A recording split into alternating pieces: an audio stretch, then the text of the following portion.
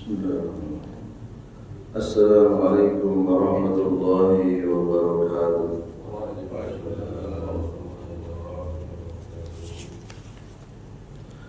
Alhamdulillahirrahmanirrahim al-ghaffar al-karim al-qahhar muqallibil qulubi wal absar alimil jahri wal asrar ahmaduhu hamdan daiman bil ashyi wal ibkar wa asyhadu an la ilaha illallah wahdahu la syarika syahadatan tunajji qailaha min adzabin nar wa asyhadu anna muhammadan nabiyyahu al-mukhtar sallallahu alaihi wa ala ahlihi wa azwajihi wa ashabihil jadirina bitta'dimi wal iqbal salatan daimatan baqiyatan baqa'al laili wan nahar.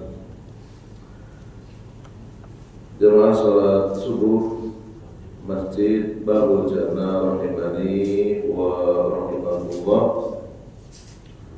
Alhamdulillah, kita bersua kembali dalam kajian rutin kita membahas kitab Alfu Sunnati fil Yaumi wal Lailati, 1000 amalan sunnah yang dikerjakan oleh Rasulullah sallallahu alaihi wa alihi wasallam dalam sehari semalam, yang dikumpulkan oleh Syekh Khalid Al-Husainan.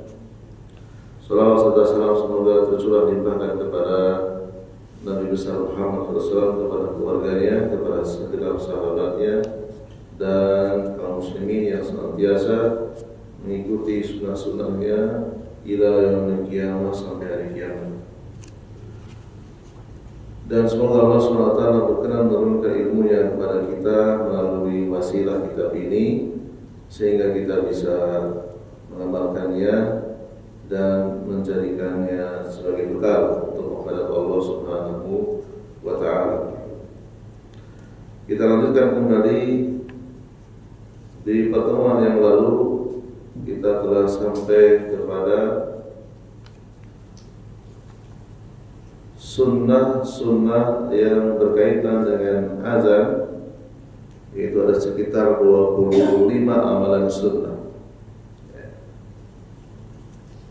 Berikutnya sunnanu al-iqamati, sunnah-sunnah yang berkaitan dengan iqamah.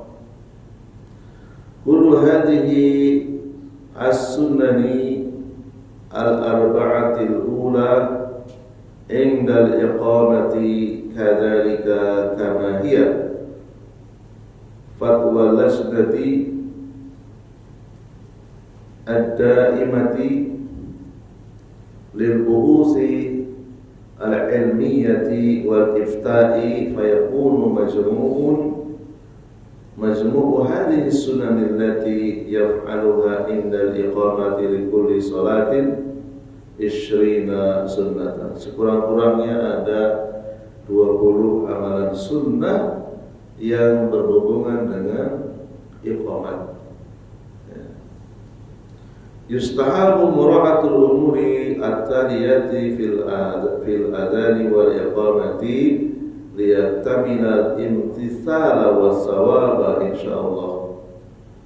Sehingga dengan memperhatikan 20 amalan sunnah yang terkait dengan iqamah ini akan menambah, menyempurnakan pahala yang akan kita dapatkan insyaallah ta'ala. Di setiap satu amalan sunnah itu bisa mendatangkan pahala 10 kali lipat dan menghapus dosa, apalagi sampai 20 ya. Yang pertama, at-tawajjuhu ilal qiblati hinal adhani wal iqamati. Disunahkan ketika adzan maupun iqamat itu menghadap kiblat. Yang kedua, al-bahu an yakuna fi halatil qiyami, dan disunahkan dalam keadaan berdiri. Kalau memang tidak ada uzur. Berikutnya at-taharatu fil adani amma fil iqamati fat-taharatu muhtabaratun fi sihhatiha illa ada'ata biha bi qasdir raja.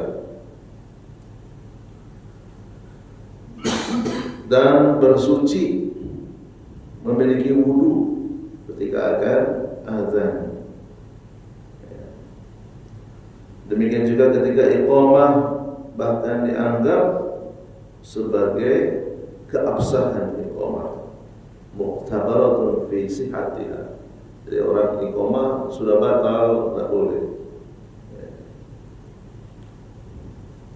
Kemudian berikutnya yang keempat, al-dal, yang menggunakan huruf ya, al-bahu, al-jim, al-dal.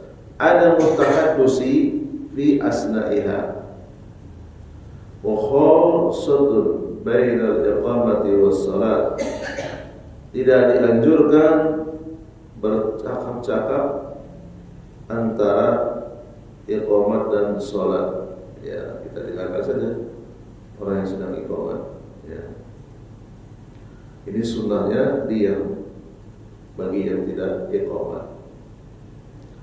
Kemudian berikutnya al-ha'u al-istiqraru asna'ul iqamati. Ya, iqamah itu dibaca berturut-turut, tidak boleh ada berhenti. Ya. Berturut-turut istiqrar. Kemudian al-wawu al-ifsahu bil alifi wal ha'i min lafzil jalalati Allah. Hendaknya orang yang iqamat itu mampu mengucapkan dengan fasih, terlebih pada huruf H dan alif. Ya. Alif dan H ini kalau diganti dengan H itu bisa merubah makna. Wallahu a'lam maknanya apa. Ya. Allah. Jadi tidak boleh diganti dengan H.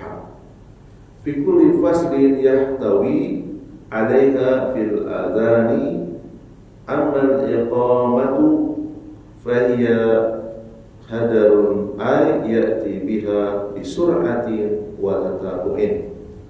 Ya, untuk adzan setiap kalimat itu harus ada jeda.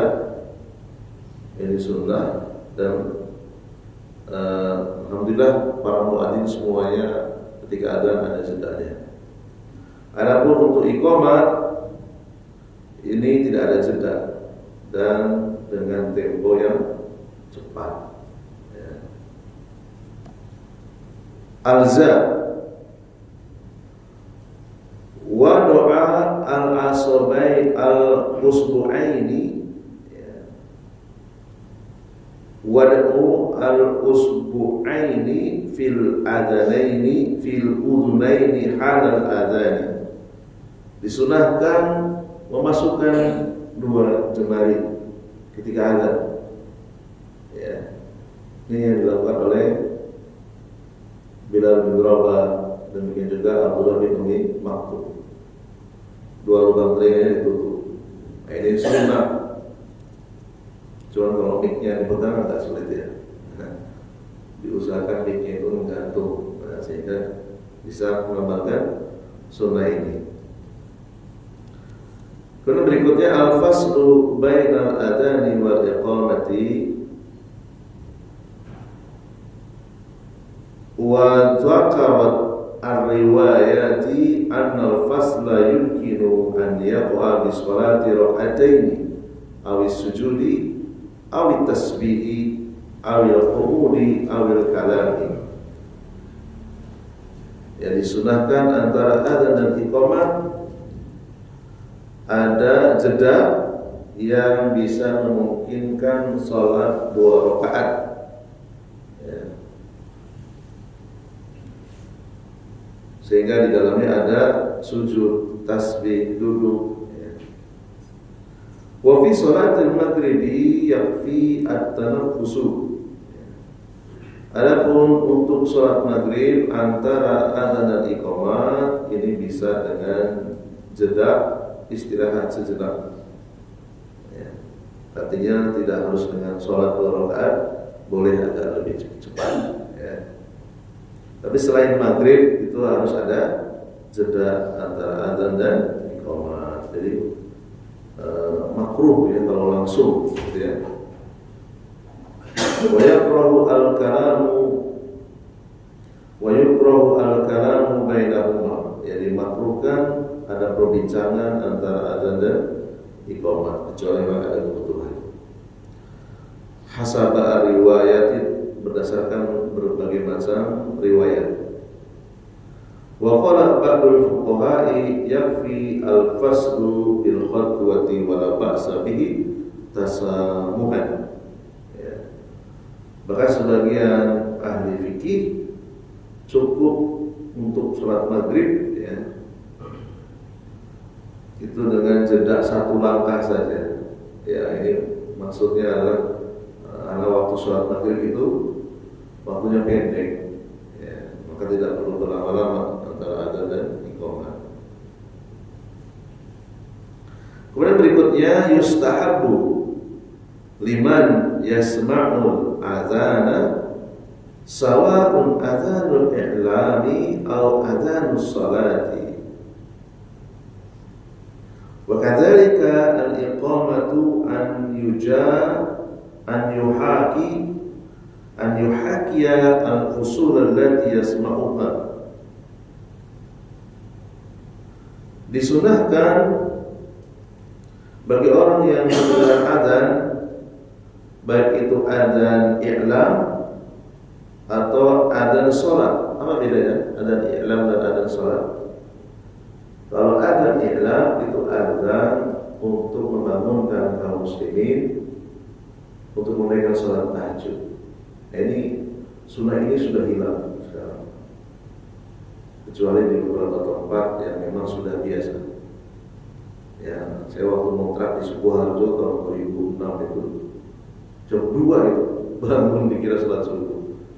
Ternyata itu adzan i'lam, adzan yang dikumandangkan oleh sahabat yang mulia Bilal bin Rabah radhiyallahu anhu. Adapun adzan salat yaitu adzan masuk waktu salat subuh. Adzannya siapa? Abdullah bin Umi Maktum radhiyallahu anhu.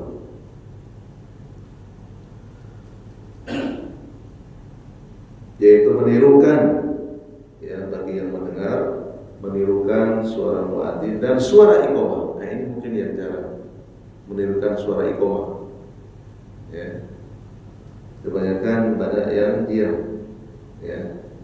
Menirukan suara iqamah ini juga termasuk sunnah. Walakin indama yasma'u qad qamatis shalah bil iqamati yaqul, khusus ketika kita mendengar qad qamatis shalah, maka yang mendengar mengucapkan la haula wala quwwata illa billah.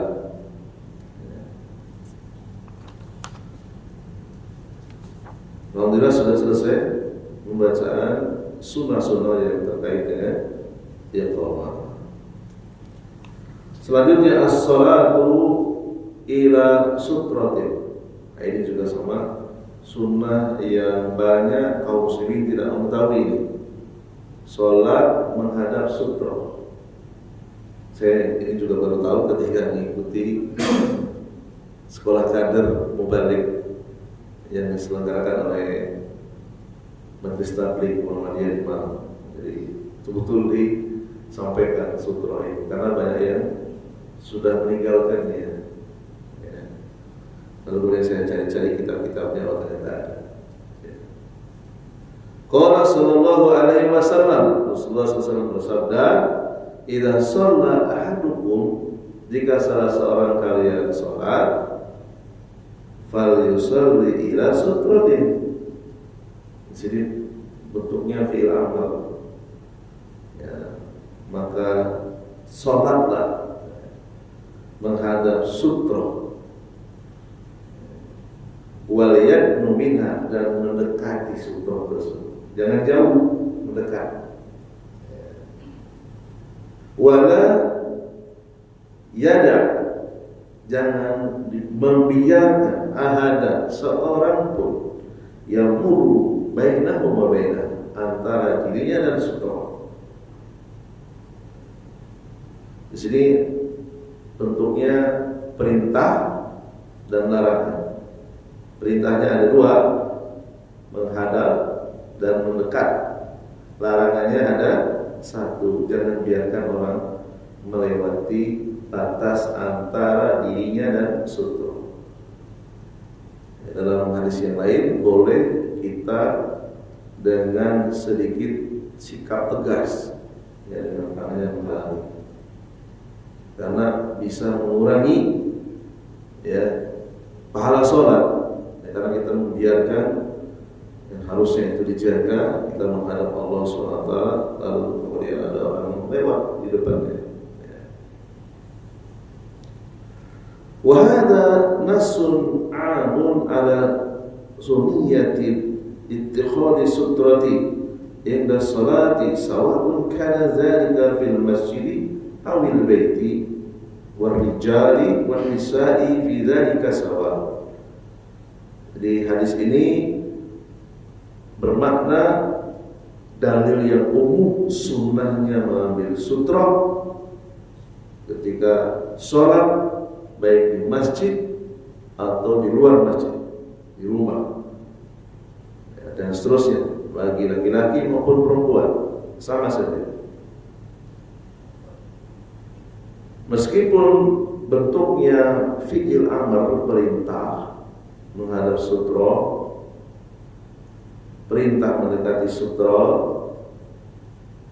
larangan, ya, jangan membiarkan orang lewat di dalam batas wilayah sutra, ini tidak menjadi rukun sholat.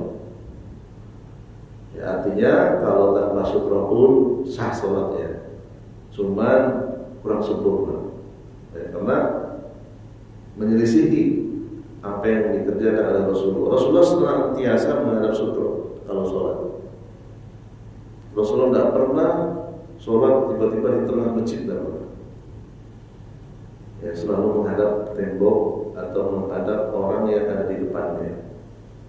Kalau di luar masjid, menancapkan kayu atau batu, ya, yang sekiranya menjadi tanda bahwa itu adalah tempat sujud. Ya. Wa ba'dul musallina qad hurima nafsuhu min hadhihi sunnati fanajiduhu yusalli ila ghairi sutratin. Sebagian orang yang sholat di zaman sekarang, ya, banyak yang terhalangi dari sunnah ini karena ketidaktahuan. Dan kita banyak mendapati orang-orang yang sholat tidak menghadap sutra. Kadang ada yang di depan pintu, orang mau masuk segan, orang sholat di situ. Kemana ini? Kanan dia kiri ada orang sholat di situ. Ya, akses pintunya terbatas. Ya. Wa tuqraru hadhihi sunnatu ma'al muslimi fi yawmihi wa laylatihi iddata marratin fa hiya tatakarraru ma'ahu fi sunani ar-rawatibi wa salatil duha wa tahiyatil masjid wa salatil witri. Ya, jadi sunnah menghadap sutra ini kalau dikerjakan banyak sekali sesuai dengan jumlah sholat yang kita lakukan, baik itu sholat sunnah rawatib, duha, tahiyatul masjid, witir, ya. Wa tatakarraru ma'al mar'ati fil fariidati inna wa tusalli wahdaha fil baiti amma fi sholatil jama'ati fal imamu yakunu sutratan lil makmumina. Demikian juga berlaku untuk para muslimah, para wanita, ya, di dalam sholatnya, baik dia sholat sendirian, ketika di rumahnya harus menggunakan sutra, meskipun ruang kamarnya besar, nggak ada siapa-siapa, hendaknya jangan sampai meninggalkan sunnah ini, karena berpahala. Ya, sekali berpahala, sekali dosa kita dihapus. Mendekat tembok, atau mendekat almari, atau mendekati tas mungkin, ya, koper, apa saja lah.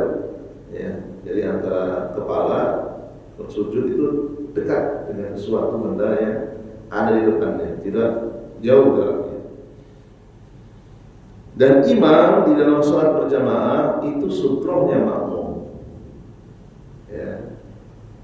Secara teknis ini sangat bermanfaat bagi yang sudah paham. Jadi kalau ada orang yang batal keluar, gak apa-apa lewati imam makmum yang lain, karena sutrohnya itu sudah diwakili oleh imam yang tidak boleh melewati batas wilayah sutrohnya imam, khusus untuk dalam sholat berjamaah. Ya, apalagi masjid biasanya sekarang rata-rata sudah ada dindingnya. Kalau kita nggak boleh melewati makmum sementara ada hajat ke toilet, mau kemana? Ya tidak logis ya, kalau tidak syariat tidak membolehkannya atau syariat melarangnya, nggak bisa keluar dari bahaya. Jadi boleh melewati makmum, jangan dicegah karena sutranya sudah diwakili oleh imam. Dia mau keluar saja, batal ya, buang angin atau mau buang hajat. Masailu haula sutra, permasalahan seputar sutra ya, dirinci lagi supaya diperjelas. Yang pertama, tahsulu as-sutratu bi kulli ma yansubuhu al-musalli tijah al-qiblati kal jidari awil aso aw umudin wala tahdid lil ardi sutrati ya. Jadi sutra itu apa saja yang bisa dipasang oleh orang yang sholat menghadap kiblat seperti tembok ya, yang permanen maupun yang tidak permanen, atau tiang boleh, ada tiang kita dekati tiang. Dan tidak ada batasannya, lebarnya terserah. Ini aja tongsi ini sudah bisa jadi sutra, letakkan di depan bisa. Atau sekarang sudah ada yang dari kayu gitu ya, kecil segini, letakkan di depan, itu sutra. Sudah banyak sekarang ya, saya lihat di beberapa masjid sediakan sutra. Jadi ketika di depannya ada orang sedang duduk, kemudian dia pasang sutra, khawatir orang itu nanti pergi. Kalau sudah ada sutra kan dia pergi apa? Ya. Karena yang tidak paham sutra itu, orang kan mau mendekat tembok sudah penuh di depan, berarti dia mengambil sutra di belakang orang yang sedang duduk. Nah orang yang sedang duduk itu tidak paham. Padahal mendekat itu maksudnya mau mengamalkan sutra, malah dia bergeser. Enggak enak ada orang suruh di belakang, dia geser. Nah sebenarnya dia sedang dijadikan sutra, harusnya diam saja. Ya, harusnya diam saja. Kalau geser, sutranya hilang. Ya, kasihan. Ya. Gitu. Jadi kita memfasilitasi orang yang sedang sholat, kita dijadikan sutra sama dia, kita selama tidak ada kepentingan kita diam saja. Oh, berarti di belakang dia menjadikan kita sutra. Karena di depannya sudah penuh. Ya. Bagi yang paham, dia pasti akan beradaptasi. Ya. Ngerti apa yang harus dilakukan. Ya. Amma irtifa'u li sutrati fa mislu muakhiratir rahli ay ma yuqarrabu sibrun takriban. Tinggi sutra seukuran pelana kuda bagian belakang. Ya, kira-kira 1 jengkal tingginya. Ini batasan minimal sutra. Ya. Kalaupun nggak ada sama sekali, ya sejadah. Nah, sejadah itu sebenarnya mewakili sutra, cuma tingginya kurang tinggi. Tapi itu sudah menjadi batas. Orang nggak boleh melewati sajadah, harus di luar sajadah. Nah, ya. Atau sejadah yang sudah permanen misalnya. Kita sholat di belakang garis, berarti orang nggak boleh lewat di sebelah dalamnya, harus sebelah luarnya. Gitu ya. Tapi yang jelas yang dipraktikkan oleh Rasulullah SAW ketika beliau melakukan safar, turun dari untanya atau dari kudanya, beliau menancapkan ya kayu sebagai sutra tinggi. Al-musafatu bainal qadamaini ila sutrati salah satu adra' takriban bihaitsu yakunu bainahu wa bainaha qadru imkani sujud. Jarak antara dua kaki orang yang sholat dengan sutra itu kira-kira 3 hasta ya, 3 hasta. Sehingga memungkinkan dia bisa sujud dengan nyaman. Jangan pula terlalu dekat dengan tembok, susah nanti mau sujud, melengkung nanti punggungnya. Ya kira-kira dibuat nyaman saja. Ya. Yang keempat, as-sutratu innama tushra'u binisbati lil imami wal munfaridi sawa'un al-farido aw nafilah. Jadi sutra berlaku untuk imam dan orang yang sedang salat sendirian. Ya. Jadi imam nanti mewakili makmum. Ya. Yang kelima, sutratul imami sutratul makmumi. Ya. Sutra imam itu menjadi sutranya makmum. Jadi makmum agak panjang ya, orang melewati di depan makmum boleh, karena sutronya sudah diwakili oleh imam.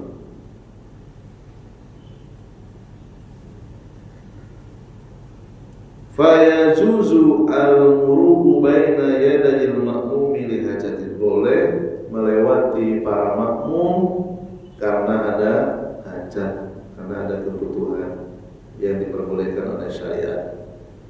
Ya. Samratu tatbiki hadhihi sunnati, buah dari mempraktekkan sunnah ini, innaha taqi as-salata binal qat'i in kana al-marru mimma yaqta'uha aw yurkisuha. Jadi hikmahnya, buahnya menjaga sholat kita jangan sampai diputus oleh orang yang lewat. Jadi sholat itu bisa terputus. Terputus di sini maknanya pahala kita berkurang. Ya. Gara-gara kita membiarkan orang lewat di depan kita. Nah, ketika dikasih sutra, orang otomatis terbantu karena sutronya dia lewat bagian luar untuk imam dan untuk orang yang sholat sendirian. Buah yang kedua, annaha tahjubu an-nadru anishuhushi warwaqani li'anna sahibas sutrati yadhu nadrahu duna sutratihi ghaliban fayanhasiru takfiruhu fi ma'ani sholat. Ya. Menjaga pandangan dari melirik ke kanan dan ke kiri. Ya, dia fokus memandang bagian permukaan antara dirinya dengan sutra, tidak kemana-mana. Karena orang yang sholat dengan sutra, dia akan mengarahkan pandangannya di bagian sutra saja, tidak keluar, sehingga dia bisa fokus, ya, memikirkan, menghidupkan hatinya bahwa dia sedang sholat. Yang ketiga, yukti al-musalli al-majala lil marina fala yahujuhum ilal mururi amama. Orang yang sholat dengan adanya sutra memberikan kebebasan kepada orang-orang yang lewat, sehingga dia tidak perlu melewati di depannya, di luar sutra. Ya. Jadi ada 3 manfaat dari mengamalkan sutra, ya, sunnah sutra.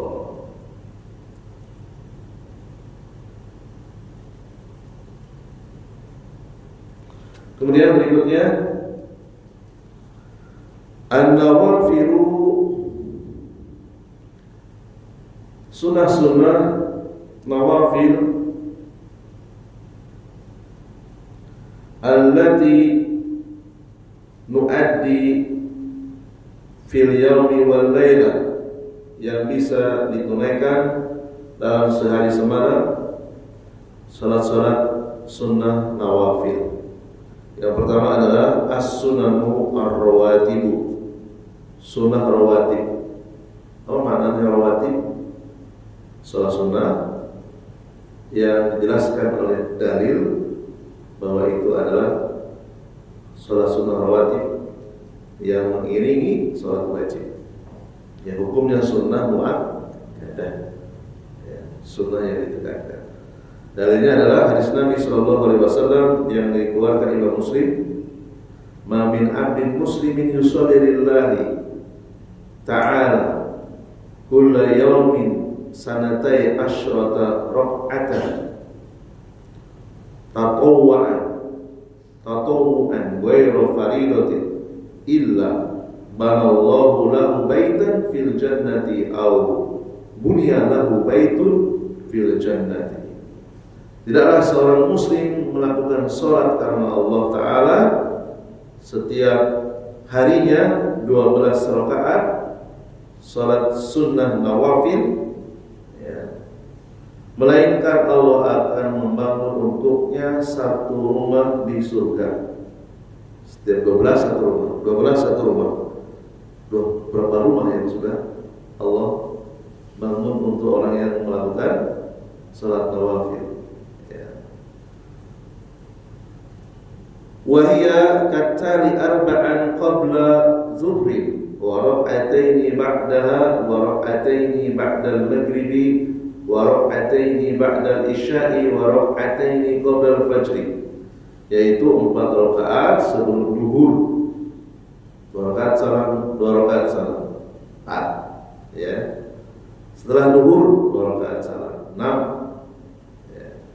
2 rakaat setelah maghrib 8, 2 rakaat setelah isya 10, 2 rakaat sebelum subuh. Rasulullah hampir tidak pernah meninggalkannya, baik dalam keadaan mukim maupun safar. Ya. Penulis mengatakan, akhil habib, wahai saudaraku yang saya cintai, alla tashtaqu ila baiti fil jannah, apakah engkau tidak merindukan surga di rumah? Hafid ala hadhihi nasihati an-nabawiyyati wa sholli sanatai asyrata rak'atan ghairu fariidah. Jagalah nasihat yang mulia ini, yaitu nasihat dari Nabi SAW untuk melakukan salat sunnah rawatib 12 rakaat. Kemudian sunnah setelah sunnah rawatib, salatul duha. Salat duha ta'dilu salah sumi'atin wa syittin shadaqatin. Jadi salat duha ini setara dengan 360 sedekah. Walau alam sedekahnya kuantitasnya seperti apa? 360 sedekah. Ya, setara dengan 360. Wa dzalika anna fi jismil insani, sesungguhnya di dalam tubuh manusia itu ada salah sumi'atin wa syittin adomin, ya, ada 360 tulang, ya, banyak ya. Jadi harus potong-potong gitu ya, tulang. Fayataju, ya, kullu adomin minha ila sadaqatin yatasaddaqu biha anhu yawmiyan liyakuna dzalika syukran li hadhihi ni'mati wa yazibu an dzalika kullihi rak'atani minad duha. Ya, jadi setiap tulang yang ada di dalam tubuh kita, kita bisa merasakan nikmatnya, lengkap tulang kita sehingga kita bisa berjalan dengan tegak, sempurna, ya, sehingga perlu disedekahi sebagai bentuk kesyukuran, dan itu cukup dengan 2 rakaat salat duha. samrataha kama jaa fi sahih Muslimin an Abi Dzarr an Nabi sallallahu alaihi wasallam annahu qala yusbihu ala kulli sulama min ahadikum shadaqatun wa kullu tasbihatin shadaqatun wa amrun bil ma'rufi shadaqatun wa nahyun 'anil munkari shadaqatun wa yazidu an dzalika rak'atani yarka'uhuma minad duha.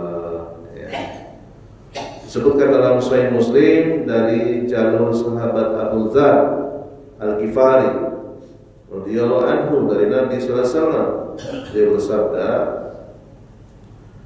setiap persendian salah seorang dari kalian itu harus ada sedekahnya.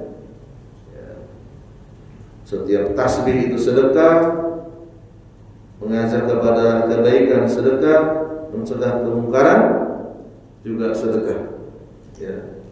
Menyampaikan yang ma'ruf, menyampaikan sunnah, mencegah dari perbuatan yang tidak sesuai dengan sunnah, sedekah. Dan itu bisa mencukupi dengan melakukan sholat duha 2 rakaat. Wa jaa'a an Abu Hurairah radhiyallahu anhu annahu qala, dan juga hadis yang datang dari jalur Abu Hurairah, semoga Allah meridainya, Ausani Khalili sallallahu alaihi wasallam, kekasihku Rasulullah berwasiat kepadaku, bi siyami salasati ayyamin min kulli syahri, untuk melaksanakan puasa sunnah 3 hari setiap bulan, ayyamul bid, wa rak'atai duha, dan salat sunnah duha 2 rakaat, wa an autir qabla an arkuda, dan beliau berwasiat untuk melakukan salat witir sebelum tidur. Muttafaqun alaihi, dikeluarkan oleh Imam Bukhari dan Imam Muslim. Jadi witir itu bisa dilaksanakan sebelum tidur atau di sepertiga malam terakhir sebelum subuh. Waktuha tabda'u min ba'di tulu'i syamsi bi rubu'i sa'atin ila qabla sholati dhuhri. Waktunya dimulai dari terbitnya matahari seukuran tombak, kira-kira 1 meter. Bayangan sinar matahari sampai 1/4 jam sebelum duhur. Waktu duhur berapa? 1/4-nya. Ini setelah penulis melakukan penelitian waktu yang aman, jangan sampai matahari di atas kepala. Nah, itu tidak boleh. Waktu yang dilarang, yang aman 15 menit sebelum waktu duhur masuk.